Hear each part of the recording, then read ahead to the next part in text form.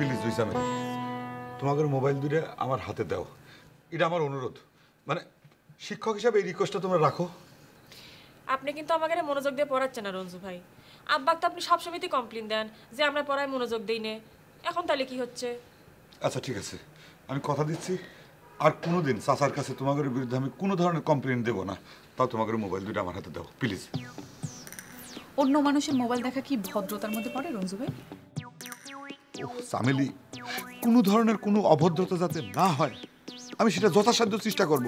আমি তোমাদের মোবাইলের কিছু দেখবো না, খালি আমার মোবাইলটা দাও। আমি যে তোমাদের কাছে SMS-টা পাঠাইছিলাম সেই মেসেজটা ডিলিট করে ফোনটা ফেরত দিয়ে দেবো, মাত্র 1 সেকেন্ড টাইম। আপনি না কইলেন আমাদের ইংরেজি শিক্ষাদানের অংশ হিসেবে মেসেজটা পাঠাইছেন, তালি বাড়ি এখন কিসের জন্য ডিলিট করবে চাচ্ছেন? তোমার কথা ঠিক আছে, যেহেতু এই শিক্ষাদান পদ্ধতি নিয়ে কিছু একটা ভুল বোঝাবুঝি হয়েছে সেই জন্য এই মেসেজটা ডিলিট করে দাও। এখন আমাদের সবার জন্য খুবই মঙ্গল। দাও প্লিজ, গিভ ইউর ফোন। এখানে তো ভুল বোঝাবুঝির কিছু নাই রঞ্জু ভাই, খুব সোজা বাংলা। আমি তোমাকে ভালোবাসি, সিধা সরল ইংরেজি অনুবাদ হচ্ছে আই লাভ ইউ, যেটা আপনি আমাদের দুই বোনের মোবাইলে পাঠাইছেন। আমাকে সেটা বুঝতে তো কোনো সমস্যা হয়নি, তাই না? ঠিক কইছিলেন আপা? জামেলি প্লিজ ট্রাই টু আন্ডারস্ট্যান্ড, আমি কিন্তু অনুবাদ ভুল বুঝাবুঝির কথা করছি না, আমি করছি অন্য কিছু ভুল বুঝাবুঝির কথা। সেটাও কিন্তু আমরা ভুল বুঝি নাই রঞ্জু ভাই। আপা কিন্তু ঠিক কথাই কয়েছে, ভুলটা হয়েছে আপনার। আপনি একসাথে আমাদের দুই বোনের মোবাইলে আই লাভ ইউ মেসেজ পাঠাইছেন।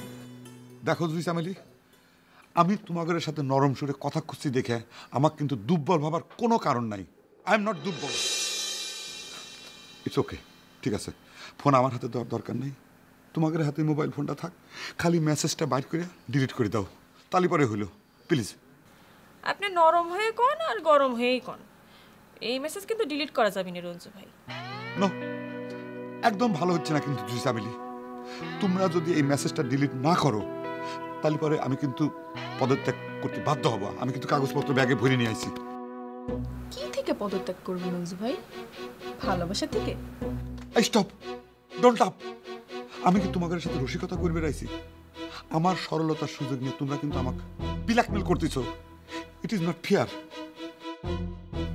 ঠিক আছে, ডিসিশন ফাইনাল, আমি পদত্যাগ করতে বাধ্য হইলাম।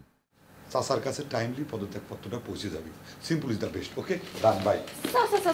স্যার, পদত্যাগ করার আগে কয়া যান, আপনি মেসেজটা কার ফোনে পাঠাইছিলেন? আপনি আসলে কাকে ভালোবাসেন? What is question?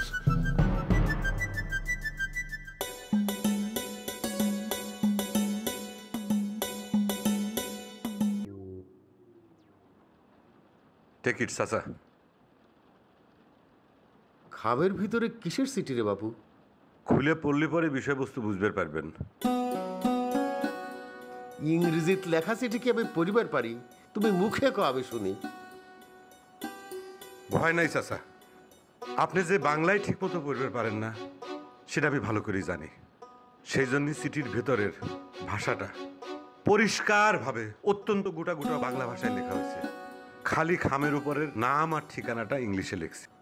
ঠিকানাটা বাংলায় লিখলি সমস্যাটা কি ছিল? কোনো সমস্যা ছিল না।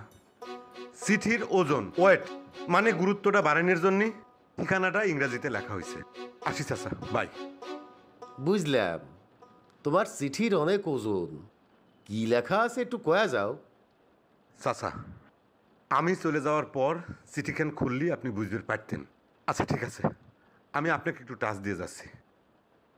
এটা হচ্ছে রিজাইন লেটার, মানে আমার ইস্তফাপত্র। কিসের ইস্তফারে বাপু? আমি এতদিন ধরে আপনার দুই কন্যার যে শিক্ষা কার্যক্রম পরিচালনা করতাম সেটার ইস্তফা লেটার। আপনি খুব ভালো করে জানেন চাচা, কত প্রতিকূল পরিবেশের ভেতর দিয়ে, বৈরী আবহাওয়ার ভেতর দিয়ে আমি আপনার দুই কন্যাক শিক্ষাদান করে গেছি। যথাসাধ্য চেষ্টা করেছি, সব কিছু সহ্য হয় চাচা, কিন্তু অবহেলা আর গিলানি এই দুটো জিনিস বহন করে আর যাই করা যাক শিক্ষা কার্যক্রম চালু রাখা আমার পক্ষে সম্ভব না। আসি, বাই।